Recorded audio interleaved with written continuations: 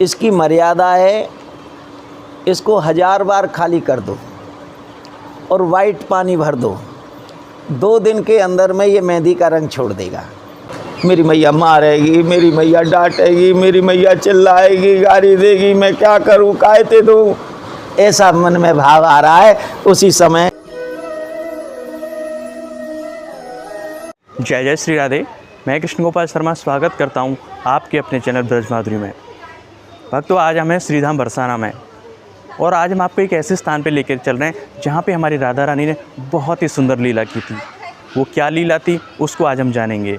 सबसे पहले आप इस स्थान के दर्शन कीजिए। ये देखिए कितना प्राचीन ये पेड़ है, बहुत ही पुराना।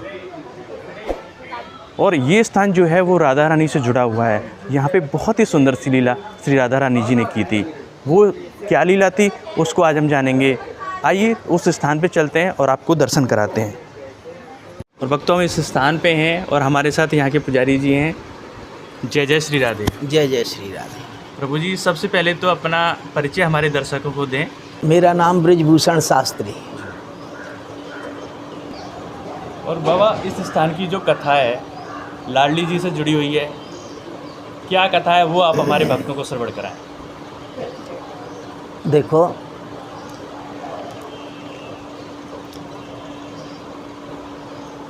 जैसे भगवान के चरणों से गंगा जी प्रकट हुई,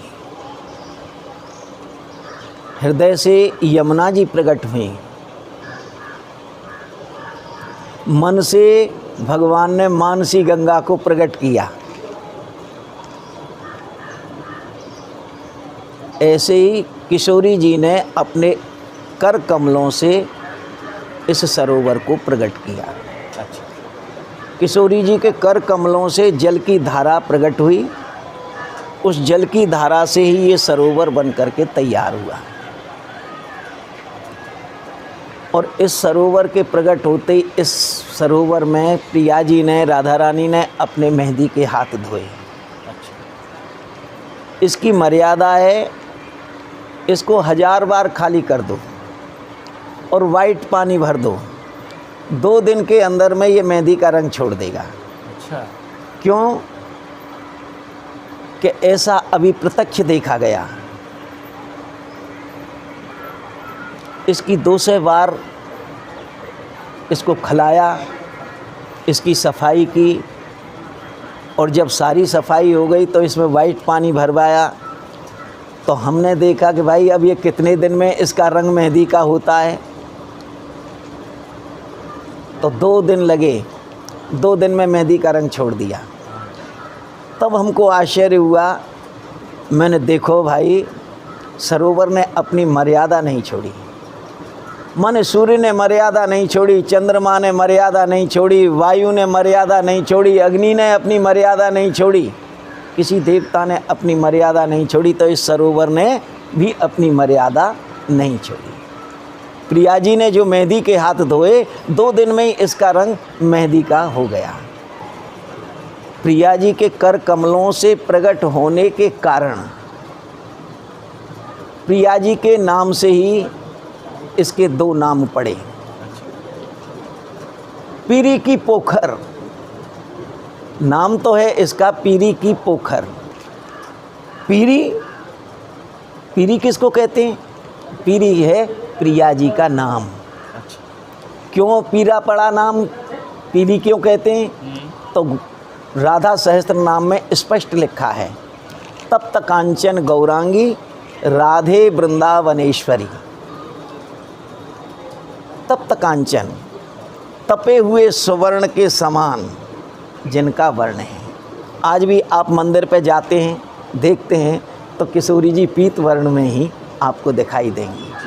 तो कोई कहे न कहे, परंतु उनकी साधन सिद्धा, नित्य सिद्धा जो 8 सखियाँ थीं, ललता, विशाखा, चित्रा, चंपकलता, रंगदेवी, सुदेवी, इंदुलेखा, तुंग विद्या, ये 8 सखियाँ बोले चलो री, अरे विशाखा चलो, बोले कहाँ? बोले पीरी की पोखर।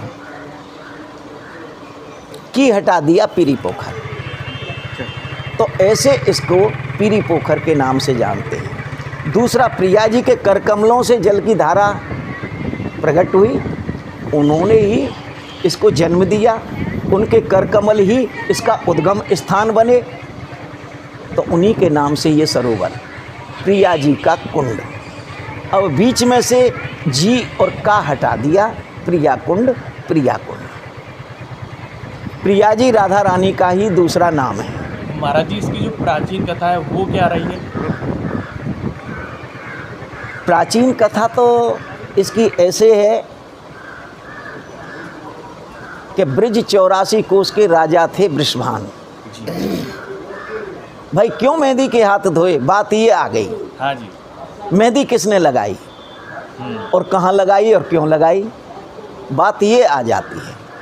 तो उसके लिए एक कथा आती है कि ब्रिज 84 कोस के राजा थे वृषभान, और राधा रानी वृषभान जी की बेटी थी। वर्णन आया है, हे राधे वृषभान भूप तनये, हे पूर्ण चंद्रानने, हे कांते कमनीय कोकिल रवे वृंदावनाधीश्वरी, हे मत प्राण पराय नेच रसिके, हे सार्वयोथेश्वरी मदसा दास परास नेह समदा मानी नमा नंदया। हैं, हे राधे वृषभान भूप तनय, हे वृषभान राजा की बेटी, तनय माने बेटी हैं। तो ये सर्वविदित है, श्लोक बोल रहा है। ब्रिज 84 कोस के राजा वृषभान थे, और नंद बाबा जो थे वो गोप थे, ग्वाला थे, पैसे वाले थे। क्यों कि 9 लाख गऊ का पालन कोई साधारण आदमी नहीं कर सकता, जो पैसे वाला है वही 9 लाख गऊओं का पालन कर सकता है। आज बाबा रमेश दास जी हैं, उनके यहाँ 50,000 गऊ हैं। अब बताओ 50,000 गऊ का खर्चा कम होता है, तो वो पैसे वाला है, जब वही पाल सकता है इनको, साधारण आदमी नहीं। आज भी पैसे वाले का संबंध राजा से आज भी है। जैसे राजा मोदी है और अंबानी हैं, टाटा हैं, बिरला हैं, ये सब उनसे जुड़े हुए, ऐसे ही नंद बाबा और वृषभान जी एक दूसरे से जुड़े हुए थे। नंद बाबा पैसे वाले थे, वृषभान जी राजा थे, और दोनों ही मित्र थे। अच्छा। तो एक दिन नंद राय मिलने के लिए वृषभान जी के पास में आते हैं। वृषभान जी को मालूम हुआ कि भाई नंद राय आए हैं, तो दौड़ कर के द्वार पर गए, ससम्मान लेवा कर के लाए, इस सुंदर स्थान पर विराजमान किया, कुशल खेम पूछी और कुशल खेम दीनी। और उसके बाद में वार्ता चलती रही। तो नंद राय बोले, अरे वृषभान राय, तेरे पास में 84 कोस को राज है, अपार ऐश्वर्य है, पर भैया तेरे बाद में या ऐश्वर्य को उपभोग करने वाला कोई नहीं है। तो वृषभान जी बोले, यार तू कौन सो राजा से कम है, 9 लाख गऊ तेरे पास में, अपार दौलत तेरे पास में, चलो मेरे कोई उपभोग करने वाला नहीं है, तो तेरे ही कौन है बता। तो नंद बाबा भी निसंतान थे और वृषभान जी भी निसंतान थे। तो फिर नंद राय बोले कि भाई ऐसी कृपा करे ठाकुर जी कि कीर्ति की भी गोद भरे और यशोदा की भी गोद भरे। परंतु मित्र, अगर तेरे बेटा है जाए, मेरे बेटी है जाए, तो मैं अपनी बेटी को ब्याह तेरे बेटा से कर दूँगा, और तेरी बेटी है जाए और मेरे बेटा है जाए, तो तू अपनी बेटी को ब्याह मेरे बेटा से कर देगा। ये शब्द नंद बाबा के। वृषभान जी बोले, भाई ऐसी कृपा तो करे ठाकुर जी कि यशोदा की भी गोद भरे और कीर्ति की गोद भरे। परंतु भैया अभी तो कछी नहीं है। अगर ऐसी ठाकुर जी की इच्छा होगी तो हमने तो को वचन दियो बोल रहा। तो भगवान की कृपा, कुछ समय बाद में वृषभान जी के राधा रानी का प्रागट्य हो गया। वृषभान जी ने नंद बाबा के पास सूचना भेजी, बोले भैया मेरे तो आनंद है, मोह तो कन्या रत्न की प्राप्ति भई है। बोले वृषभान जी तुम्हारे तो आनंद है, पर मेरे तो वही कछुना है, यशोदा जी की गोद तो खाली है। बोले भगवान बहू की गोद भरेगा। समय आया, 1 साल 11.5 महीना के बाद में नंद बाबा के कन्हैया आ गए। तुरंत रात में ही सूचना वृषभान जी के पास में भेजी कि भैया वृषभान राय मेरे तो आनंद है, मेरे तो पुत्र रत्न की प्राप्ति भई है। आप सबको बधाई के लिए मेरी तरफ से निमंत्रण है, आप बधाई आओ, बधाई लेके जाओ और मेरे लाला को आशीर्वाद करके जाओ। तो जैसे ही नंद बाबा की सूचना मिली है, रात्रि में ही सूचना मिली, और प्रातःकाल तो समस्त बरसाना वासियों को लेकर के वृषभान जी गोकुल जाते हैं और नंद बाबा को बधाई देते हैं। तो वो बधाई स्वीकार की। बोले भाई बधाई दे दई, बधाई ले लई, परंतु लाला के दर्शन तो करा दे। जब भवन में ले गए हैं तो वहाँ जाकर के पलना में कन्हैया पौड़े हुए हैं। वृषभान जी ने तुरंत मस्तक के ऊपर में हाथ घुमाते हुए आशीर्वाद किया और आशीर्वाद देते हुए कह रहे हैं, नंदराय यह धन धर्म ही सो पायो। तेने कोई धर्म पुण्य करे जो 80 वर्ष की आयु में सुत ऐसो जायो है, ब्रिज में है रही जय जयकार, नंद घर लाला जायो है। नंद बाबा तेने कोई पुण्य करे, तेने कोई तप कियो है जो बुढ़ापे में आके 80 वर्ष की उम्र में यशोदा जी को ये पुत्र रत्न की प्राप्ति भई है। जब इस प्रकार से आशीर्वाद दिया तो कीर्ति रानी का नंबर आया। तो महारानी कीर्ति जी, यशोदा जी तेरो चिर जीवो गोपाल, यशोदा जी तेरे लाला को भगवान लंबी आयु दे। जीव आशीर्वाद दियो। वृषभान जी को तो पहले इस बचनों का ध्यान था, तो रोरी और चावल ले गए, क्यों अब पुत्र को जन्म है गो, मेरे बेटी है गई, मैं तो संबंध अभी पक्को करके आऊँ। तो रोरी चावल निकाले बगलबंदी में से और निकाल करके तुरंत लाला का तिलक किया और अक्षत छोड़ दिए। उसी दिन से ये कहावत शुरू हो गई कि नंद महर घर ढोटा जायो, बरसाने ते टीको आयो। ये कहावत उसी समय से, और करके तिलक और बधाई लेकर के ससम्मान वापस लौट करके आ गए। अब राधा रानी कुछ बड़ी होने लगी, ललता विशाखा चित्रा चंपकलता सखियों के गांव खेलने जाने लगी। मैया कीर्ति बोली, राधे अब तू गोपीन के गांव खेलने जा रही है बेटी?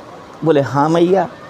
तो बोल देख तू अब गोपीन के गांव तो खेलने जाती है, परंतु भूल से तू नंदगांव मत चली जाना, और अगर भूल से चली भी जाए तो मैया यशोदा कुछ दे। तो ये नियम है कि बेटा वाले का बेटी वाला कभी कुछ लेता नहीं है। यहाँ तक आज भी है कि खाना भी नहीं खाते, पानी भी नहीं पीते हैं। ऐसी मर्यादा हमारे ब्रज में आज भी है। तो बेटी भूल से चली जाए तो मैया यशोदा कुछ दे तो लेके मत आना। एक दिन ऐसा ही हुआ कि भूल से चली गई। खेलती खेलती 8 सखियाँ साथ में हैं। नंद भवन पहुँची। मैया यशोदा को मालूम हुआ कि वृषभान नंदिनी आई हैं, दौड़ करके आई। द्वार पर बाल रूप तो है ही, उठाया गोदी में ले गई और सुंदर आसन पर विराजमान किया। 8 सखियों को आसन दिए। 8 सखियाँ 4 अपने अपने स्थान पर बैठ गईं। और उसके बाद में नंदगांव की समस्त गोपियों को बुला करके गाना बजाना किया, और 8 जो सखी हैं उनको साक्षी करके मैया ने गोद भर दी। और गोद भरी तो उसमें सोना चांदी हीरा जवाहरात रुपया पैसा लड्डू पेड़ा कपड़ा लत्ता सारा श्रृंगार का सामान और भर करके और फिर विदा किया। जब विदा किए तो रास्ते में चल रही हैं, तब मैया की बात ध्यान आई कि मेरी माँ ने कहा था कि तू नंदगांव खेलने मत जाइयो, अगर भूल से चली भी जाए तो मैया यशोदा कुछ दे तो लेके मत आइयो। परंतु मैया ने तो बहुत सामान दे दिया और हाथों में मेहंदी रचा दी। सामान सब गोपियों को बांट दिया। बोले मैया देखेगी तो डांटेगी, मारेगी, गाली देगी, चिल्लाएगी, मैं क्या करूं? तो गोपियों को सारा सुहाग का सामान बांट दिया। और ये रास्ता जो है ये सामने से ही ये जा रही है, यही रास्ता था पहले नंदगांव जाने का। तो इसी रास्ते से लौट रही हैं। जब बरसाना आ गई तो ध्यान आया कि मैया पूछेगी ये मेहंदी किसने रचाई? सामान तो मैंने बांट दिया, न देखेगी, न मारेगी, न डांटेगी, न चिल्लाएगी, न पूछेगी। सामान तो बांट दिया, परंतु अब मेहंदी की पूछेगी तो या तो झूठ बोलो। पर मैया क्या करूं? बोले इस मेहंदी के हाथ को धो दो, इस मेहंदी को धो दो। तो यहाँ जब बरसाना जैसे ही आई हैं, बोले मेरी मैया मेहंदी की पूछेगी कि किसने रचाई? अगर झूठ बोलती हूँ तो मारेगी, डांटेगी, चिल्लाएगी, गाली देगी। इस मेहंदी को भी धो दे। जब मेहंदी धुल जाएगी न मैया को दिखेगी, न पूछेगी, न गाली देगी, न मारेगी, न डांटेगी, न चिल्लाएगी। पर धोऊं काहे से? न कुआं है, न हैंडपंप है, न कोई बावड़ी है, काहे से धोऊं? मेरी मैया मारेगी, मेरी मैया डांटेगी, मेरी मैया चिल्लाएगी, गाली देगी, मैं क्या करूं? काहे से धोऊं? ऐसा मन में भाव आ रहा है। उसी समय इन कर कमलों से जल की धारा प्रकट हुई। उसी से ये सरोवर बन के तैयार हो गया और मैया के भय से इस मेहंदी के हाथों को इस सरोवर में धोया। जैसे ही सरोवर में हाथ धोए सारा सरोवर मेहंदी के रंग का हो गया। इसकी वही मर्यादा ये जो तुमने पूछा कि इसकी कथा कैसे है प्राचीन, वो मैंने आपको बताई। बोलो लाडली लाल की जय। महाराज जी जो बहुत आपने बहुत पूछा, धन्यवाद। जय वो जय श्री मैंने राधे। जय जय श्री राधे।